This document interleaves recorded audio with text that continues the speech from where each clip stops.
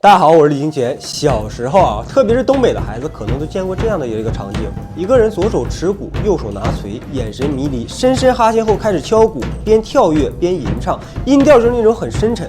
然后你的祖母会告诉你，据说这样有治愈之效。没错，这就是在东北广为流传的萨满教仪式，俗称跳大神。萨满教其实是一种可以追溯到人类早期的宗教，有时候它甚至被认为是人类历史上最早的宗教形式。那我今天分享的或许与大家理解的萨满教有所不同，我的故事基于我的亲眼所见、亲耳所听的经历，而非现有的宗教文献。8月份的时候，我不发布了一条公告吗？我说我要出差一段时间。其实我的目的就是东北的一片森林，前去拜访一位隐居多年的老萨满。他不愿意公开身份，所以我无法透露他的具体信息，但我可以告诉你们，他的存在改变了我对原始力量的看法。接下来，我想分享我们之间的对话。就当我第一次见到他时啊，他正在村口等我呢，就是目光那种特别深邃，但是很祥和啊，就仿佛能直接看透你内心。他开口第一句话就是：“孩子，我知道你会来。”就是我还没有开口，他已知晓我的来意，并且知道我就是我。介绍我来的朋友都不知道我今天过来。然后我就问他，我说：“奶奶，您知道萨满教在全球都有存在吗？”他微微点头说道：“当然知道，万物皆有灵，我们都在倾听天地的声音。”他能够详细的讲述世界各地萨满的细微差异，这让我惊讶不已。要知道，他从未离开过这片森林，也不曾接触任何的现代媒介，他没有手机，也没有电视。那他的知识从何而来？我感到好奇。奶奶这时候开始审视着我，轻声的问道：“说，既然那孩子让你来这里，我猜他一定跟你提过。你们这些年轻人还会对这些古老的事情感兴趣吗？”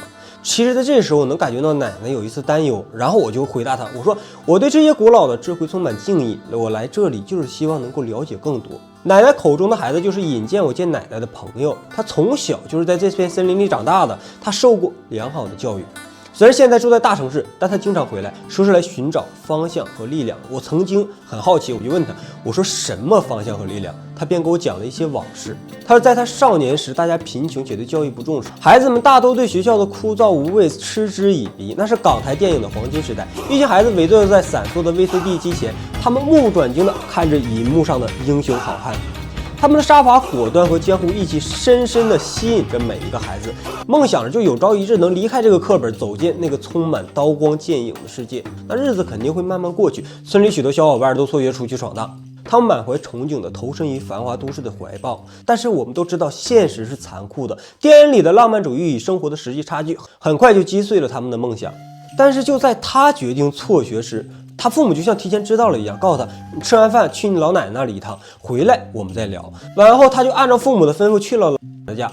其实奶奶也没说什么，只是淡淡的告诉他，人有人灵，狗有狗灵，你的灵暂时不在这片土地上，你是登马跨刀的命，你应该继续上学。奇怪的是，这句话就像是有魔力一样，让他重新审视了自己的决定。他选择继续上学，并最终成为了唯一一位真正走出那片森林的少年。其实多年以后，他仍然对那次的对话感到困惑，为何在那么多愿意辍学的孩子中，老奶奶只找他一个人谈话，并对他的未来有如此精准的预见？最后他还是给自己找到了一个不情愿的解释，也许那不过是老奶奶对他的一种美好愿望，一个信则有不信则无的幻想。因为自从他离开这片森林继续求学以后，他所接受的全是现代教育，对那些古老的信仰他早已不屑一顾。用他的话说，就是那会儿的他是一个坚定的无神论者，把所有的不解之谜都归咎于巧合和心理作用。但我们无法否认的是，那句话改变了他的一生。但是后来种种事情彻底改变了他对这种古老力量的看法。有一年冬天，他的家乡被厚厚大雪封闭，村庄与外界几乎隔绝。一天，因为妈妈的疏忽，家里的牲口逃到了山上，尽管村里人劝阻，父亲还是执意要去找回牲口。他也担心地跟了上去。在归途中，一场意外发生了，他踏空一步，从山坡滑落，重重地撞击到了一棵树上，当场就失去意识了。家人发现他时，他其实已经被血染红的雪覆盖上了，生命垂危。由于大雪封山，寻医无望，家人急中生智，将他送至村中老萨满奶奶家。奶奶立刻开始急救措施，她取出了3七粉，小心翼翼地撒在他的伤口上，并用干净的布紧紧地包裹住，尽力止住血流。然后她吩咐其他的家人在雪地中寻找蒲公英。蒲公英在东北就是会蘸着酱吃那种，其实很好吃。它吃进去是苦的，但它有一种回甘。其实它也是一种草药，这种草药即使在冰天雪地中也能生长。他将收集到的蒲公英煮沸后制成草药，用以清洗伤口。这种草药具有显著的抗菌和消炎作用。更聪明的是什么？奶奶拿出干燥的艾叶点燃进行艾灸，靠近他的伤口，烟雾弥漫。温暖的烟雾不仅能缓解疼痛，我们要知道它还能促进血液循环。最重要的是避免它因长时间暴露于寒冷中而低温症发作，是不是很聪明？与此同时，老萨满在处理伤口的过程中，他就开始打鼓，就低声吟唱那种道歌。他的咒语就是那种特别古老有力量那种，意在请求祖灵和大自然的庇佑。不久，他的脸色逐渐恢复了一点血色，他的生命体征稳定了下来。家人祈求的奇迹出现了，他被从死亡的边缘拉回来。那据我朋友回忆说，他一开始就像步入了一种虚无，但渐渐的他看到了前方出现一个温暖的光晕，但是那个光晕似乎有某种诱惑，呼唤着他，让他过去，让他不由自主的想要靠近。就在他无法抗拒迈步向那光晕走去时，一个焦急且严厉的声音划破寂静，仿佛从另一个世界传来。千万别过去，你一旦踏出这一步，你就越过了人间的界限，再也不能回来了。他说这种声音与光晕中温柔诱人的声音形成了鲜明的对比，就非常严厉警醒，就一下就把你给震醒了那种感觉。随着严厉的声音消退，他突然恢复到对身体的控制。这时候他听到了远处老奶奶的呼唤和鼓声，所以他不假思索的就朝声音的来源奔去。但当他睁开眼睛回到现实时，最诡异的是什么？他看到家人在哭泣，哭声之大竟然盖过了萨满的鼓声。令他奇怪的是，他在虚无中回头奔跑的最后一刻，他除了鼓声和老萨满的声音外，他完全没有听到任何家人的声音。或许只有生与死的体验才会让一个现代人重新审视对于古老力量的敬畏。所以在研究如萨满这样的原始信仰的时候，关键在于探索他们是如何回应人类最基本的生存需求：健康、疾病、生死、繁衍、教育、食物和危险防御。萨满信仰不能仅是迷信的象征，更是我们理解个人与集体、内部与外部的关系的窗口。其实萨满信仰通过极简的符号黑与白来表达世界的基本对立，善与恶。那这些信仰体系形成了一系列广泛且基础的意象，如上升与下降、到来与离去、治疗与攻击，这些都是人们用来理解自我、同伴及环境的直接工具。这些意象和符号，它们更像是梦的语言，而不是哲学家的语言。然后这时候我就问奶奶，我说这个您能帮我解释一下吗？或者您让我体验一下。奶奶说，人有人灵，狗有狗灵，简而言之，万物皆有灵。萨满教的信仰的核心就是万物皆有灵，从祖先的亡灵到自然的每片叶子，都被赋予了神圣的生命力。那这种信仰运用了一种无书面经文、无寺庙、无创始人的自由流动的宗教形式，全靠萨满巫师的口耳相传和身教心传。萨满教中，世界是一个充满灵魂的场所。每当自然灾难降临，无论是风暴还是地震，萨满都会告诉你，这些都是那些顽皮的精灵或是高高在上的神灵在捣蛋。人类就是有三个灵魂：生命灵随生随灭，思想灵则可能在梦中出游，转生灵则在根据人的行为好坏决定其来世的六道轮回。我觉得特别有趣的是，萨满的神灵包罗万象，从日月星辰到雷电云雾，甚至彩虹和某些特别的动物，都可能是某个神灵的化身。但要说是最受尊敬的，非祖先亡灵莫属。这些神灵不仅掌握自然界的力量，还密切地关注着人间的疾病与死亡。按照萨满的理解，宇宙分为三层：天堂、人间和阴间，层层分明，各司其职。那唯独萨满能够在三界自由穿梭，疏通三界之事儿，也可以理解为三界的话事人，就说话挺好使的那种啊。发挥着医生和治愈者的职能，他得出诊断结果，追寻病人逃遁的魂灵，通过开展做法仪式捕获灵魂并将其带回，使得病人身体恢复升级。萨满的降神仪式分为4个阶段：召唤辅助神灵，识别疾病根源，用威胁或噪声驱逐邪灵，最后就是萨满升天。萨满的主要职责是：一是通过跳神仪式为人治病，通常在被治疗者的家中举行，围坐的人们点燃一种草本植物净化空气。萨满则穿神服、戴神帽、手持鼓和锤，通过舞蹈和打鼓进入恍惚状态与神灵对话。当鼓声停止，萨满全身一震，表明神灵已降临。通过与各神对话，他统一排查并驱逐造成疾病的恶灵。这时他在恍惚中使灵魂离开躯体，上天入地，过阴追魂，并且控制自然元素。但像我朋友这种属于病情很严重，已经没有意识了，就属于灵魂被恶神掠去了。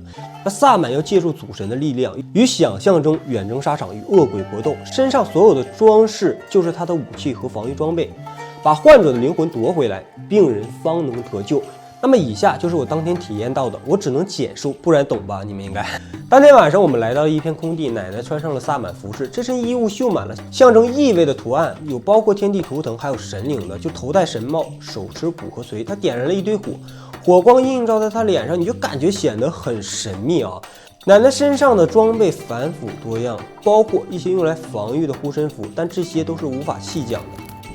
他开始击鼓，鼓声就是那种特别低沉而有力，你就感觉你的心脏砰砰的，像和鼓在同步。他动起来的动作虽然不再轻盈，但是特别稳健，每一个动作就感觉充满了力量和那种韵律。然后奶奶这时候让我闭上眼睛，让我感受，说是一会儿会有一种无形的力量在我们之间穿梭。我当然听话，我就照做呗。耳边传来奶奶低沉的吟唱声，仿佛就像不是一个物理世界的实体在向你诉说一些古老的故事，虽然你听不懂，但是你就是有这种感觉。但随着鼓声的节奏，我真的感觉我周围的开始流动，你知道吧？就像空气流动的感觉，不是风啊，就是那种一股一股的。然后就在那一刻，我仿佛进入了一种冥想的状态，很恍惚。正常你在冥想的时候，你只有平静，是吧？但是在这里边，你就感觉好像周围的世界变得模糊，时间和冥想一样，都像停止了一样。然后我看到了一些不可思议的景象，就好像那种特别浩瀚的星空、奔腾的河流、古老的部落，以及那些你根本没见过的生物。那是个啥，我都描述不出来。就是我在冥想中，我从没看到过这些景象。当时整个人就巨热，血液回灌的感觉，就脑袋嗡嗡的，你不知道如何去形容。当我亲身经历了这些无法用科学解释的现象时，我就在想，我们的世界真的不是我们所理解的那样简单。但是大家还是把它当成是我某种幻觉或潜意识上的投射吧。然后我就忍不住问奶奶，我说您是如何成为萨满的，又是如何知道自己拥有这种能力的？他给我讲述了一段不可思议经历。他说那一年我病得很重，陷入了一种恍惚的状态。我去到了那里，奶奶说的那里没有任何指代，所以我并没有详细去追问，可以理解为另一个世界。他说那里没有天地之分，一片灰蒙蒙。我看到了森林中已故的人们，他们依然保留着离世的模样，就像被海啸吞没的遇难者，死状依旧，浑身是海水，很像余华在第7天中的描述。这里的时间似乎停滞，一切保存在最终瞬间。然后他在那里碰到了之前的萨满，那萨满就出现了，说你是时候该继承我的位置了。他继续描到那个世界的人都好热情，邀请我吃饭啊。他说我也见到了我已故的亲人，但萨满神秘地告诉我，我不属于那里，应该立刻回到现实。但回来后，虽然我没向任何人透露这段经历，但耳边总是回荡着断断续续的声音，一直折磨着我，令我心烦意乱。我的身体也从那里开始越来越衰弱。我开始频繁地看到世间万物的灵魂，有的对我微笑，有的对我哭泣，还有的对我破口大骂，语言之恶毒让我瞠目结舌。他们的善恶不一，好坏参半，我仿佛进入了一个能感知所有灵魂的状态。直到有一天晚上，我睡得格外沉，清晰地听到有声音在呼唤我的名字。我本能的起身，追随那个声音，走了很远。露水湿透了我的衣裤，我遇到了主神。他高大威严，长着鹿角和鹰的翅膀。突然，他面目狰狞，用锋利的手划开我的血肉，取出我的骨头。这是剧痛无比的。但随后，他为我装上了新的骨头和血肉，就在那一刻，也带来了一种前所未有的愉悦感。奶奶讲的就令我想到在《山海经》中对西王母的描述：其状如人，豹尾虎齿而善笑，蓬发戴胜。这让我感受到，在许多原始意识中，神都是极其凶残的。最后，主神对他说：“你已经经过了我的考验，从此你便是萨满。”当他张开眼时，发现自己站在山顶，脚下满是荆棘，再迈一步必死无疑。那一刻，他知道自己的生命已经彻底改变，病痛也随之痊愈。用现代的医学和心理学的眼光，许多人可能会不假思索地将萨满的经历视为精神疾病的典型症状。但成为萨满它不是一个特别简单的事情，就入门训练复杂而深奥，主要包括2部分。首先是入迷训练，你要学会进入梦幻迷离的状态来感知非凡的现实。这不是你随便闭上眼睛你就能做到的，不信你试一试。需要真正的天赋和磨练。传统训练，学习萨满的技能和神秘语言，背诵神灵的名字和职责，熟记氏族的神话和族谱。我就大概看了一下只能说特别难，一般人都撑不过这种高难度的课程，就别说精神患者了。正是通过这种癫狂体验与系统教育的双重洗礼，候选人才在潜在的混乱状态中蜕变为族群认可的萨满。萨满的成长过程与死亡即灵魂的沟通密切相关，就是你必须经历一种死亡模拟，在梦中他们可能被象征的切割或烹煮身体，听起来有点恐怖，但对他们来说，这是通往智慧的必经之路。这些痛苦的体验旨在让他们放下过去，实现记忆的断裂，在苦难中重获新生。尽管这些体验并非现实中真实发生的，但它仍具有过渡仪式的意义，使他们进入人类学所谓的预现阶段，在梦境中通过身体的磨难探索自身萨满的潜能。那你为什么要经历这些呢？因为人们对死亡的疾病充满了未知与恐惧，他们相信通过与逝者与疾病对话可以减轻这些恐惧，因此萨满成为了沟通生死两界的桥梁，而他们自己也必须经历象征性的死亡之旅。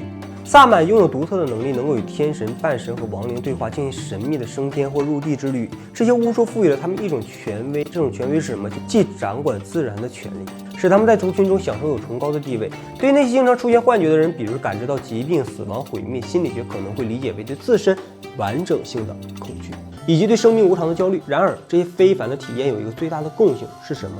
那就是接受。只有先接受，才会有后面的质疑。我问一下，你们认为什么是神？他为什么会被崇拜？我觉得并非因为某种辉煌而伟大而被崇拜，而是因为他经历了与我们相同的恐惧和痛苦，他了解了我们所有生存的杀气奥秘，他就是神。我们向他所求知识，所以他是被崇拜的。那归根结底，萨满的本质是一种对神的朴素崇拜，核心在于接受神并非全能。这种接受反映了人类对自身局限性的理解。在与自然抗争的原始部落中，过分宣称神的全能，反而可能导致对自然的轻视，这是他们无法接受的。比如有很多宗教，它只能建立在足够生存保障能力之上。我再次问奶奶，我说您在请神的状态下，您看到了什么？她详细的描述了她的经历。她说，在开始之前，我会慢慢进入一种迷离的状态，就耳边似乎能听到世间万物的灵魂开始活跃。通常我会分辨出这些灵魂，区分出哪些是守护的善灵，哪些是造成不安的恶灵。我好奇的追问，我说奶奶，你所说的灵魂，他们是具象的吗？她回答说，对我来说，灵魂能以人形或其他各种形态出现。比如树木吧，善良的树灵形态优美，光环绕体，宛如生长在天堂的树木；而邪恶的树灵则狰狞恐怖，扭曲的枝干上挂着尖锐的刺，但仍不脱树的本质。一旦我找到引起问题的根源，我便会尝试与之对话，询问他为何作祟，他的痛苦来源与愿望。通常情况下，我会尽力满足他们的合理请求，以保障人间和当事人的安宁。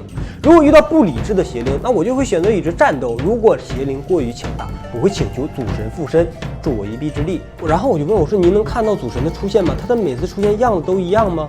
他肯定的回答说，是，祖神的样子从未改变，但每个萨满看到的似乎都不一样。奶奶这时候的眼睛突然变得很平静，久久也没有说话。所以这是一个关于灵魂的理解、祖先的敬仰、现实与轮回的故事。我告诉你们，灵与肉的融合依然是人们认识自我、控制自我的诗意表达，而这种诗意正是最原始的精神现象。屈原有时候会被称为萨满的诗人，虽然萨满这个词在今天听起来有点异样，但它指的是具有某种特殊能力的人。在《离骚》中，屈原试图超越当时政治意义上的君王，直接与古代帝王的神祇对话，显然将自己置于一个巫师的地位。但是我们是不太谈巫的民族，即使现在在城市中连一丝野性的影子都看不见了，但人们无意识行为中仍存留着各种古老形式的迷信，这一点没有人否认吧？了解这些古老的萨满文化，实在是可以破除各种莫名其妙的怪招信奉，但是这样一破除，也许就真的没意思了。即使我们不再被苦难、恐惧、疾病和死亡所威胁，那便为别的东西所威胁。迷信虽然消失了，恐惧却一直存在。没有了迷信，恐惧更是无处躲藏。但是这一点我要声明一下啊，我就怕有人会曲解我的意思。我的意思并不是在推广迷信，你可以仔细看看我说的，你就知道了。目的是在鼓励大家思考传统文化与现代社会中的重要性和影响。那最后，我想用奶奶的话来作为结语：如果钢筋水泥未曾侵吞森林，那些仲夏夜之梦里欢我的精灵会更多，也许你们也能看见。是啊，我们更愿意相信精灵在夜空中翩翩起舞，也不愿意相信那些钢筋水泥更加迷人。好了，谢谢大家。如果这引起了你的兴趣，或者你有何见解，咱们评论区交流。别忘了点赞、收藏、订阅我的频道，并开启通知，确保你不会错过任何的精彩内容。感谢你的观看，咱们下个视频见，谢谢大家。